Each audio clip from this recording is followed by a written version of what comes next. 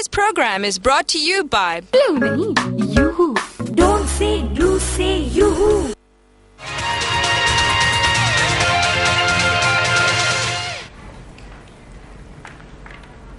अस्सलाम वालेकुम and welcome to you youth parliament. जैसा कि आप जानते हैं हमारी मुलाकात आपसे पूरे रमज़ान रहेगी, हम आपके साथ रहेंगे Friday Saturday Sunday 5 to 6। In fact आज हम आपकी लाइव कॉल्स भी लेंगे, हमारे गेस्ट से आप इंटरेक्ट कर सकते हैं। प्लीज़ नंबर नोट फ़ौरन कर लें 35370064। आप सब जानते हैं रिजवान हमारे साथ हैं। अब वो ये सोच रहे होंगे इन्होंने तो फुल टेक ओवर कर लिया है। नहीं, ऐसी बात नहीं है, आपको भी मौका मिलेगा। आज हमारे साथ एक ऐसी शख्सियत मौजूद हैं जो किसी तारुफ की मोहताज नहीं है। अब अगर मैं इनके सारे क्रेडेंशियल्स और इनकी सारी पोस्ट और इनकी अचीवमेंट्स गिनना शुरू करूं तो माशाल्लाह मुझे लगता है शो का प्रोग्राम खत्म हो जाएगा, नो डाउट। लेकिन मैं आपको बताती चलूं, आज जो शख्स हमारे साथ मौजूद है उन्हें पाकिस्तान की गवर्नमेंट ने तमगा इम्तियाज़ का भी खिताब दिया था। इसके अलावा he is the adviser to the prime minister, he is also the counsellor general of Yemen, he is a very successful politician. बहुत अच्छा लिखते भी हैं, आप सब इनके कॉलम्स भी पढ़ते हैं और बहुत से लोग उनके फैंस भी होंगे। आज हमारे साथ मेरे मामू डॉक्टर मिर्ज़ा अख्तियार बेग मौजूद हैं। अस्सलाम वालेकुम सर। वालेकुम सलाम। मेरा जो रिश्ता है वो सबसे बाद में तारुफ है, यानी ये तारुफ जो है वो बहुत छोटा सा। अच्छा, अपने मिर्ज़ा अख्तियार बेग साहब के लिए सरप्राइज भी था कि ईमन जो है यहाँ पे इस तरह से मिल गया। मुझे नहीं पता, मुझे पहचाने भी नहीं, ये भी एक शौक। वो तो मेकअप को क्रेडिट जाता है कि आपने या कम किया है या ज्यादा किया है, दोनों सूरतों में पहचानना मुश्किल।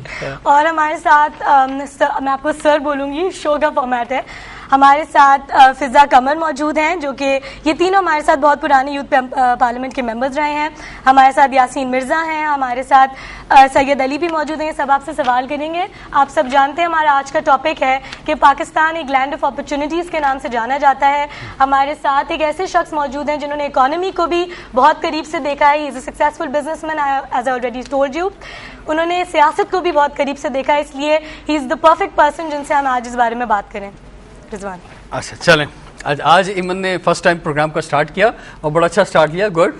तो ये एक यंगस्टर्स के लिए ट्रेनिंग प्रोसेस भी है, बहुत अच्छी बात है, दैट्स गुड। डॉक्टर मिर्ज़ा अख्तियार बेग को बुलाने का मकसद एक ये भी है कि पाकिस्तान भर में हमारे जो मेंबर्स हैं सर, और इस वक्त जो प्रोग्राम देखा जा रहा है, ख़ासतौर पर नौजवान इसको देख रहे हैं, एक मायूसी नौजवानों में मौजूद है और वो ये समझते हैं कि या तो बाहर चले जाएं, इस मुल्क से निकल जाएं, क्योंकि वो देखते हैं कि अगर पंजाब में लोड शेडिंग का एक बड़ा मसला चल रहा है, खैबर पख्तूनख्वा में दहशतगर्दी का मसला है, कराची में टारगेट किलिंग का मसला है, तो हर एरिया में कुछ ना कुछ ऐसी प्रॉब्लम मौजूद हैं कि जिसकी वजह से मायूसी बढ़ती है। तो क्या इस मायूसी के अंदर कोई आप होप, कोई रोशनी, कोई उम्मीद देना चाहते हैं नौजवानों को? देखिए रिजवान, अभी चंद दिन पहले आपने यूथ लीडरशिप कॉन्फ्रेंस कराची में हुई थी जिसमें पूरे पाकिस्तान के यूथ पार्लियामेंट के मेंबर्स आए थे, बलूचिस्तान के भी थे, खैबर पख्तूनख्वा के भी थे, पंजाब से बड़ा कंटीजेंट्स आया था, कराची के लोग थे। बड़ी वाइब्रेंट, बड़ी इंटरैक्टिव सेशंस हमारा रहा, उसमें आपने मुझे एज ए चीफ गेस्ट बुलाया था। तो मैंने ओपनिंग यही की थी कि मकसद ही यही है कि वो जो मायूसी जो जहनों में एक मीडिया के तवज्जुह से, और हालात भी राइटली सो ऐसे हैं कि एक डिसअपॉइंटमेंट सा फैलता जा रहा है और जहनों में यह है कि क्या हमारे इस मुल्क में मुस्तकबिल है कि नहीं है, और नहीं है तो क्या वी शुड मूव, कहीं और हमें जाना चाहिए, कहीं और ट्राई करनी चाहिए। और ये बहुत सारे सवाल हैं जो उनके नन्हे से जहनों में, मासूम से जहनों में, यंग जहनों में पैदा होते हैं और मुख्तलिफ लोग उनको मुख्तलिफ जवाब दे के उस राह पे डाल देते हैं। ज़्यादातर अमूमन यही होता है कि एक माइंड सेट है कि नहीं जी यहाँ तो अब हालात इतना ख़राब हो गए कि कुछ नहीं हो सकता। ये बात नहीं है। उस दिन भी मैं इसीलिए गया था और मैंने जो बातें की और इंटरैक्टिव सेशन लिया, फिर आखिर में उन्होंने पाकिस्तान के मिली गानों पे और पाकिस्तान जिंदाबाद पे तमाम सूबों के जब इख्तिताम किया, वो इस बात का सबूत था कि ये यूथ, ये नौजवान जो हैं, इनका इस पाकिस्तान के ऊपर, इस मुल्क के ऊपर बहुत एतबार, एतमाद है और ये समझते हैं कि ये हर अंधेरे के बाद एक उजाला आना है, सुरंग की दूसरी तरफ इन्हें रोशनी नजर आती है। जो स्ट्रेंथ बताई थी कि जो पाकिस्तान में स्ट्रेंथ है, वो मैं चाहूंगा कि आज एक दफा फिर आप शेयर करें। पहली चीज तो ये कि पाकिस्तान का अल्लाह ताला ने जोग्राफिया, स्ट्रेटेजिक लोकेशन ऐसी दी है कि जिसको कोई बदल ही नहीं सकता है और उसका कोई मोल भी नहीं है। पूरे इस खत्ते में, साउथ एशिया में, अगर गैस की पाइपलाइन इंडिया को जानी है या तुर्कमेनिस्तान ने आगा यूरोप में भेजनी है, टर्की में भेजनी, गुजरना उसने पाकिस्तान से। अगर हम कुछ भी नहीं करें तो बिलियंस ऑफ डॉलर हमारी रॉयल्टी जो है, ट्रांजिट फीस जिसको कहते हैं, हमें आराम से बैठ के नेटो सप्लाई के तुम पैसे ले नहीं रहे सर अभी। NATO supply is one of the thing जो लैंड रूट्स में आपको अखलाकी तौर पे भी और कानूनी तौर पे देना पड़ता है कि वो कंट्रीज जहाँ पे पोर्ट्स नहीं है, तो यूनाइटेड चार्टर ये कहता है कि वो कंट्रीज जिनसे ये मिले हुए लैंड रूट से, उनका ये फर्ज है कि उनको रास्ता दें, खाने पीने की अशिया और दूसरे आइटम जो है उनके थ्रू इम्पोर्ट करें। लेकिन उसके अपने एक सेट रूल्स होते हैं, आप नहीं चाहते स्मगलिंग हो, तो अफगान ट्रांजिट ट्रेड को भी बहुत इंप्रूव किया गया। और पहली बात नहीं है कि चाय अफगानिस्तान में कोई पीता नहीं है और टनों की चाय अफगानिस्तान के नाम पे आ रही है, क्योंकि वो पाकिस्तान के मार्केट में दोबारा स्मगल होकर जोड़िया बाजार में और दूसरे शहरों में जा रही है। तो हम अपने टॉपिक पर हम आते हैं अपना कि पाकिस्तान का पोटेंशियल इतना है। पहले तो इसकी स्ट्रेटेजिक लोकेशन है, विलिंगली अनविलिंगली। अंकिल शाम पे फिर दोबारा हमारे पास माफी मांगने और हाथ मिलाने आए ना, तो इसलिए तो नहीं किया वो हमें ब्लू आईज और गोल्डन ईयर्स है, टॉम क्रूज लग रहे हैं, इसलिए कि हम उनकी जरूरत है, स्ट्रेटेजिक लोकेशन है। अभी अफगानिस्तान से उन्होंने जब एग्जिट करना है तो बिलियंस ऑफ डॉलर का जो असला है इसको छोड़ के दफना के तो नहीं जाएंगे, ये तो वापस लेके जाना है ना, और वो यहीं से जाना है। तो Iran Pakistan gas pipeline, TAPI, Turkmenistan Iran Afghanistan ये Turkmenistan India Pakistan gas pipe, ये सब यहीं से जा रहे हैं। जो मैंने प्रोडक्ट में रैंकिंग में की थी वो एक अमेजिंग है, मुझे खुद नहीं पता था कि हम दुनिया में, नॉट रीजन में, दुनिया में वर्ल्ड रैंकिंग हमारी ये है जी। हम सेकंड लार्जेस्ट जो प्रोड्यूसर है ना वो कॉटन यार्न के हैं, हम third largest producer eatable salt के हैं, हम सेकंड लार्जेस्ट प्रोड्यूसर वर्ल्ड में चना के हैं, हम थर्ड लार्जेस्ट प्रोड्यूसर दुनिया में फैब्रिक के हैं, हम फोर्थ लार्जेस्ट प्रोड्यूसर कॉटन के हैं, फोर्थ लार्जेस्ट प्रोड्यूसर एप्रिकॉट के हैं, fifth largest producer of milk in the world, दुनिया में पांचवा बड़ा दूध पैदा करने का मुल्क पाकिस्तान है, पांचवें गोल्ड माइंस हैं लेकिन उनको अभी हमने बाहर नहीं निकाला, six largest producer of dates खजूरें हैं हमारे यहाँ, seventh largest producer of copper के माइन है जो रिकोडेक के ऊपर दुनिया आई हुई है, उस जमीन के अंदर जो है सेवेंथ लार्जेस्ट प्रोड्यूसर मैंगो के हैं, eighth largest producer orange and malta है, नाइन्थ लार्जेस्ट प्रोड्यूसर ऑफ हलाल मीट, ये वर्ल्ड में है और इसको आप किसी भी वेबसाइट पे इट इज वेरीफाइबल, ये सिर्फ मेरी फिगर नहीं।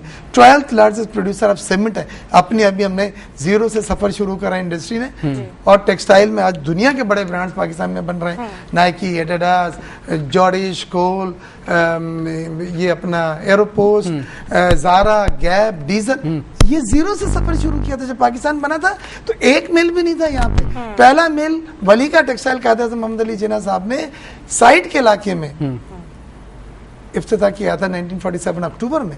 तो सर आपकी लिस्ट कंप्लीट हो गई जी, अब एक करके फिर मैं बता देता हूँ। अब ये तो हमने मुख्तलिफ प्रोडक्ट की रैंकिंग बतलाई। यूथ हमारे जो है 110 मिलियन यानी 10 करोड़ हमारा यूथ है, जिसमें 63% जो हमारी आबादी का बनता है 25 साल से कम। ये बम है, इसको चाहे प्रोडक्टिव पर्पज में यूज कर ले, चाहे आप जैकेट में उसको यूज कर ले, लेकिन इसको अगर हमने सही मुलाजमतें दी, सही रहनुमाई दी, जो आप एक काम कर रहे हैं, जो आज मैं थोड़ी सी उसमें आपकी ताउन कर रहा हूँ, मावन कर रहा हूँ मैं, तो ये यूथ एक सही चैनल्स पे हमारे लिए एक बहुत बड़ा ताकत बन सकता है। इसमें 57% जो है वो जेंट्स जो मर्द यूथ हैं वो तालीम से आरास्ता है, और 42-43% जो है वो लेडीज का है। गोल्ड रिजर्व की कीमत सिर्फ हमारे यहाँ, और कॉपर की रिजर्व जो रिकोडेक है $500 बिलियन है, यानी सब कर्ज दे दे। थर्ड कोल, आखिरी चीज, काला सोना जो जमीन की तहों में दबा हुआ 63 साल से इसको बाहर निकालने नहीं दिया। या तो ये ऑयल एक्सपोर्ट करने वाली कंट्रीज हैं, कंपनियां हैं, मल्टीनेशनल, शेल और टोटल और ये जितने भी हैं, उन्होंने कोई ऐसी पॉलिसी नहीं बनी दी कि उनका सप्लाई ऑयल की कम ना हो, ये हमारी नाहेली थी। वो हम थर कोल से नहीं निकाल सकते। क्वेश्चन करना चाहेंगे जी? नहीं, मैं बिल्कुल यही बात बोलना चाहूंगी कि अभी इन्होंने जो बात बोली है, इससे जो लोग वहाँ मायूस बैठे हैं, जो लोग बिल्कुल हिम्मत हार के बैठे हैं, उनके लिए सबसे पहले तो उन्होंने ये चीज़ बताई है कि हमें हार नहीं माननी चाहिए। माशाल्लाह we are one of the best in the world. अभी हमारे यूथ को ले लेते हैं। जी यासीन, आज पाकिस्तान की पहचान जो है वो मिलिटेंसी है। आज पाकिस्तान लैंड ऑफ अपॉर्चुनिटीज़ है उन लोगों के लिए जो एक्सट्रीमिस्ट हैं, जो सुसाइडर्स हैं, जो डकेट्स हैं, मतलब दुनिया की बड़ी से बड़ी खराबी आप निकाल लीजिए, बदकिस्मती से ये कहना पड़ता है कि ये सारे वसाइल आपके पास मौजूद हैं और आपकी पहचान और आपकी शनाख्त जो है वो बिल्कुल इसके बरक्स है। तो मैं मिर्ज़ा इख्तियार बेग साहब से ये जानना चाहूँगा कि अब तक वो कौन सी ऐसी चीज़ है जिसकी बुनियादी कमी हम में मौजूद है। ये सब कुछ, ये वसाइल, ये सब कुछ हमारे पास मुहैया होने के बावजूद, कुदरत की तरफ से हमें अतिया होने के बावजूद आज तक हम इनको एक्सप्लोर नहीं कर सके, प्रॉपर तौर पे इनको यूटिलाइज नहीं कर सके। बहुत अच्छा सवाल है। मैं आपका मुबारकबाद पेश करता हूँ कि आपने बहुत ही कॉन्क्रीट और रेलेवेंट सवाल किया। अब उसका जवाब में मैं थोड़ा सा आपको बैकग्राउंड पे जाना पड़ेगा। जब पाकिस्तान बना तो कायद आज़म मोहम्मद अली जिन्ना जो बाबा कौम थे, उनको अल्लाह ताला ने उम्र नहीं दी। 1 साल 1.5 साल के बाद फिर वो इंतकाल कर गए। तो वो मिशन, जो विजन जो लेके निकले थे, वो फिर अधूरी रह गई, दूसरे लोगों ने उठाया। अब हर एक का एक अपनी अप्रोच होती है। और फिर नया मुल्क था, बहुत सारे चैलेंजेस थे। Leaders who change the destiny of the Nations, ये आपने सुना होगा, पढ़ा होगा। चाइना में चाइनीज अफीम खा के 12 बजे तक सोते रहते थे। बिल्कुल। चू इन लाई और माइजो तंग 2 लीडर आए। आज China is the world power. सबसे ज्यादा जो इन्वेस्टमेंट और सबसे ज्यादा उधार अमेरिका ने अगर लिया है तो चाइना से लिया, billions of dollars, trillion of dollar का, क्योंकि उसकी माइशत स्ट्रांग है। महातिर मोहम्मद खान एक था, 10 नहीं थे। मलेशिया को जब क्राइसिस हुआ था करेंसी का, फार ईस्ट का, उस वक्त उन्होंने सिर्फ पैकेजिंग इंडस्ट्री शिफ्ट की थी। दुनिया में कहीं पे कोई चीज़ बने केमिकल पैकेजिंग के लिए मलेशिया था, क्योंकि उसका कॉस्ट जो इंफ्रास्ट्रक्चर है वो दुनिया में ही नहीं कहीं।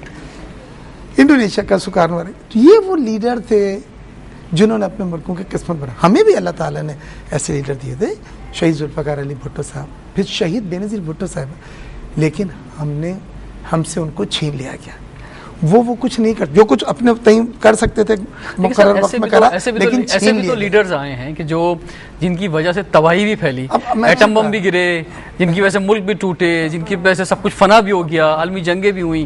ये तो एक लीडरशिप में है कि लीडर्स जो हैं वो जहाँ पॉजिटिव वे में आपने गिनवाए, वहाँ नेगेटिव वे में भी मुल्कों को तबाह कर दिया है। तो आज ये सोच जो है नेगेटिव साइड पे जा रही है। हमारा एक तो ये एंगल है कि इसमें थोड़ा सा हमें सेटबैक हुआ, हम मानते हैं इसमें सेटबैक हुआ, गुड गवर्नेंस, वो चीज़ें नहीं हो सकी जो बच्चा आज हमसे शिकायत कर रहे हैं। दूसरी चीज़ एक हमारे साथ जो अलमिया, आपको यहाँ पे इंटरप्ट करना पड़ेगा। We have to go on a very short commercial break, we'll be right back और आपकी बात यहीं से कंटिन्यू करेंगे। Please stay tuned.